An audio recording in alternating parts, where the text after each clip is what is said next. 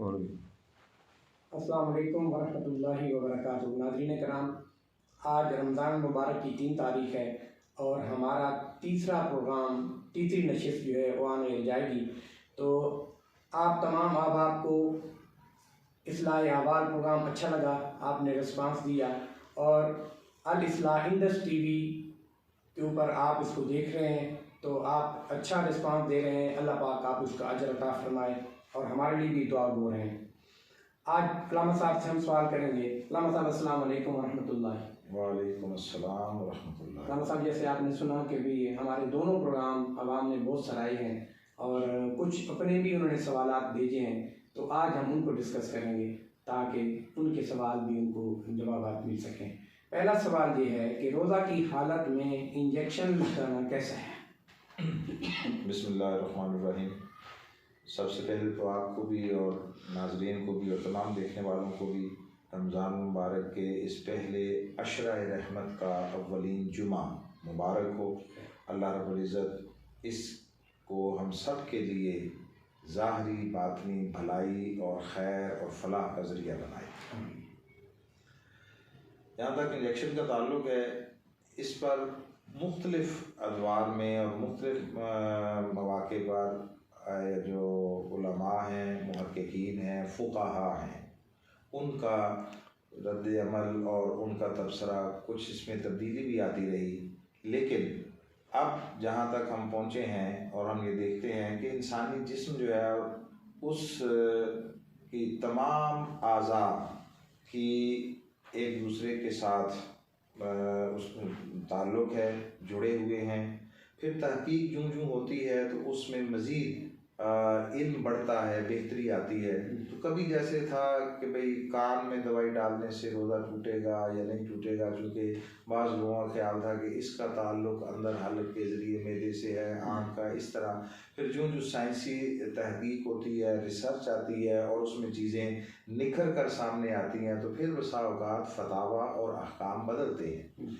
Injection का मामला भी ऐसा ही है कि इससे रोज़ा टूटता है। इस मौक़िफ़ पर भी लोग हैं आज भी, और इससे रोज़ा नहीं टूटता इस पर भी है। हमारा ज़ाती ख्याल ये है कि चूँकि अब एक तो इंजेक्शन्स की कई अक़साम आ गई हैं, कुछ हैं जो आपके मसल्स में लगते हैं, कुछ हैं आपके वेन में लगते हैं, फिर उनके मकासद अलग अलग हैं। हर जगह पर, हर क्लिनिक में या हर डॉक्टर उसको अलग अलग आइडेंटिफाई करके या हर मरीज़ के लिए उसको जानना वो मुमकिन नहीं है। तो उस बिना पर फिर एक जो जर्नल उसके लिए ज़ाब्ता या जिसे आप कह रहे हैं मौक़िफ़, वो ये है कि इंजेक्शन लगाने से रोज़ा टूटेगा। चूँकि रोज़े के टूटने का ताल्लुक़ है आपके मैदे में किसी खुराक का पहुँच जाना, और मैदे में जब पहुँचती है तो वो मकसूद नहीं होता। मैदे से फिर जब वो हज़म होकर तवानाई की शक्ल में खून में शामिल होती है, तो ये चीज़ बनती है रोज़े के टूटने की। तो अब इंजेक्शन भी जो हैं वो खा मस्कुलर इंटरमस्कुलर हों या इंटरवेन हों, वो जब वहाँ लगते हैं तो उससे भी बहुत सारी तवानाई और वो चीज़ें मिलती हैं। तो वो अलग अलग उनको आइडेंटिफाई करना और सबको देखना ये पॉसिबल नहीं है। इसलिए जनरली हम ये कहेंगे कि इंजेक्शन लगवाने से रोज़ा टूट जाता है। अब ये बात है कि इंजेक्शन ज़ाहिर है कोई लगवाएगा तो वो किसी एमरजेंसी में, बीमारी में, उसी सूरत हाल में लगवाएगा।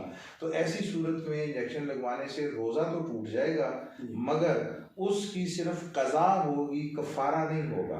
कफ़ारा होगा जब कोई शरई उज़्र के बग़ैर किसी बिना पर कोई रोज़ा तोड़ेगा, तो उसका फिर कज़ा और कफ़ारा दोनों होंगे। ऐसी सूरत में सिर्फ कज़ा होगी, कफ़ारा नहीं होगा। ठीक है, शुक्रिया। दूसरा सवाल है जी, खून देना टेस्ट के लिए हम मुख्तलिफ टेस्ट कराते हैं, डॉक्टर के पास लोग जाते हैं, वो कहते हैं शुगर चेक कराएं, आप दूसरे अमराज के लिए वो खून निकालते हैं। तो खून निकालना मरीज़ का टेस्ट के लिए कैसा है? मेरा ख्याल है इससे तो रोज़े पर कोई फ़र्क नहीं पड़ेगा कि रोज़ा बुनियादी तौर पर जिस्म में कुछ जाने से टूटता है जी, जिस्म से निकलने से नहीं टूटता। ठीक है। जो फितरी तौर पर भी जो चीज़ें इंसान के जिस्म से खारिज होती हैं तो वो रोज़े को नहीं तोड़ती। नाके से रोज़ा नहीं है, नाके से वज़ू तो कोई शय होगी, नाके से रोज़ा कोई शय नहीं, जो कुछ भी जिस्म से फितरी तौर पर निकलता है। अब आपने पूछा कि टेस्ट के लिए, तो ज़ाहिर टेस्ट के लिए खून निकाला है, उससे तो आपकी वो जो जो रोज़े के ज़रिए आपकी ताकत में थोड़ी कमी आती है जिस्मानी तौर पर, और उससे नफ्स खुशी होती है, उससे तो और ज़्यादा उसमें शिद्दत आएगी। यानी इसमें रोज़े की कैफियत में शिद्दत आएगी, टूटने का तो इसमें सवाल नहीं पैदा होता। ठीक है। तीसरा सवाल है जी, इसी सवाल का दूसरा हिस्सा भी है कि किसी मरीज को खून देना, अगर उसकी जान जा रही हो तो उसको खून देना हो, बंदा रोजे से हो, तो वो क्या खून उसको दे सकता है या नहीं? खून दे सकता है, जान बचाना बहुत ज़रूरी है। इवन कि अगर खून देने से उसकी अपनी हालत ऐसी हो जाए कि जिसमें रोज़े को कंटिन्यू करना मुमकिन ना हो, तो वो बेशक अपना रोज़ा तोड़ दे। उसने रोज़ा तोड़ा है जान बचाने के लिए, वहाँ भी कज़ा आएगी, कफ़ारा नहीं आएगा। और अगर उसने बर्दाश्त कर लिया, उसके जिस्म में इतनी तवानाई है, बर्दाश्त करता है और अपने रोज़े को मुकम्मल कर लेता है। मसलन ये है कि उसने सुबह 8, 9, 10 बजे खून दिया था, उस वक्त जिस्म में तवानाई ज़्यादा अच्छी होती है, और उसके बाद उसने आराम किया तो शाम तक रोज़ा मुकम्मल कर ले। या शाम को दिया और 10 मिनट 20 मिनट रहते थे रोज़ा इफ्तार होने में, इधर वो खून देकर फारिग हुआ, उधर 2-4 मिनट बाद रोज़ा खुल गया, तो रोज़ा अपना मुकम्मल करे। खून देने से रोज़ा नहीं टूटेगा। ठीक है। तीसरा सवाल ये है कि हालत जनाबत में गुस्ल से पहले मेहंदी या कलर लगाना कैसा है? जी देखें, बेसिकली तो जिस्म से उस हालत में कोई शय उतारना, अलग करना, ये ममनू या नापसंदीदा है। मसलन कोई नाखून काट दे, मसलन कोई बाल कटवा ले, या कोई खत करवा ले, या ऐसा, क्योंकि इसमें जिस्म के साथ से कोई चीज़ अलग होती है, और वो अलग हो के जहाँ भी होगी वो नापाकी की हालत में रहेगी। और मादा है, जब तक वो मुकम्मल फना नहीं होता तब तक इसका मतलब जहाँ जहाँ भी जाएगा मौजूद होगा वो नापाकी की हालत में होगा। तो जिस्म के साथ से चीज़ उतारने, काटने, अलग करने, उसकी तो ममानियत है, लेकिन कोई शय लगाने की ममानियत नहीं है, बशर्ते कि वो शय पानी और जिस्म के दरमियान हाइल होकर जिस्म के किसी एक हिस्से तक भी पानी के पहुंचने में रुकावट ना बन जाए। मसलन ये है, किसी ने जैसे होता है कि नहाने से पहले तेल लगा लिया, ठीक है, कोई और शय, मेहंदी भी उसी में आएगी, कलर भी उसी में आएगा, बशर्ते कि ये सारी वो चीज़ें हों, ऐसी शक्ल में हों कि जिसमें वो पानी और जिल्द के दरमियान रुकावट ना बने। बाज़ औक़ात कोई चीज़ें ऐसी भी होती हैं, मसलन ये है कि जैसे नेल पॉलिश औरतें लगा लेती हैं, तो वो पूरी एक लेयर बन जाती है, लेयर, कोई चर्बी या कोई मोम, कोई ऐसी शय जो रुकावट बन जाए, तो उसकी ममानियत है।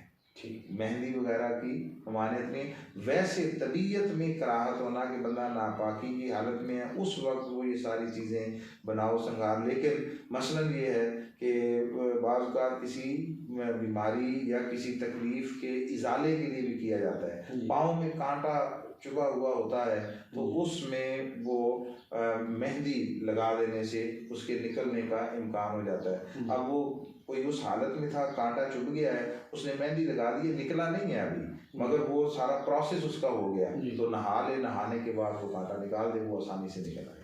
तो मेहंदी लगाने से, रंग लगाने से उसके रोज़े की हालत में कोई फ़र्क नहीं पड़ेगा, जनाबत की हालत में कोई फ़र्क नहीं पड़ेगा। ठीक है। अच्छा, हमारे पास एक नाज़रीन में से एक सवाल किया गया है कि नेल पॉलिश से वुज़ू हो जाता है या नहीं? ये तो दो टोक क्लियर कट बात है कि नेल पॉलिश लगी हो तो उससे वुज़ू नहीं होगा।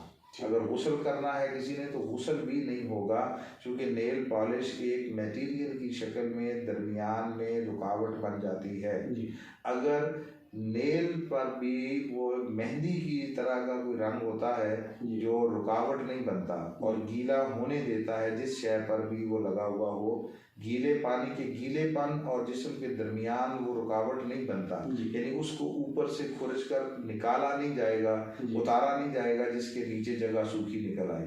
तो हर वो शय जो रुकावट बन जाए वो ममनू है, और जो रुकावट ना बने उसकी इजाज़त। ठीक है। अच्छा, एक सवाल और है कोविड-19 के हवाले से कि आजकल बहुत सारे लोग मास्क लगाते हैं और मस्जिद में भी मास्क लगाया जाता है, तो क्या मास्क लगाकर नमाज पढ़ना कैसा है? जी देखें, जब हालात बदलते हैं तो अहकाम में भी तगय्युर आता है। ये भी ऐसी ही सूरत हाल में है। अब वो जो भी कोई भी माइक लगा रहा है वो बुनियादी तौर पर सेहत की खातिर लगा रहा है। अब वो माइक लगा और उसके मास्क लगाने की बुनियादी वजह ये है कि जब आपका लोगों के साथ इंटरेक्शन हो और आप भीड़ वाली जगहों पर जाएं तो वहाँ आप लोग आपसे और आप लोगों से बीमार होने से महफूज रहें। यानी एक को अगर छींक आई है तो वो उसके जो छोटे छोटे कतरे होते हैं, ड्रॉप्स होते हैं, वो हवा में बड़ी मौजूद रहते हैं, 5-6 फुट तक उसका असर होता है। तो जब मास्क लगा होगा तो वो सारा कुछ मास्क के अंदर रहेगा, दूसरे महफूज रहेंगे आपसे।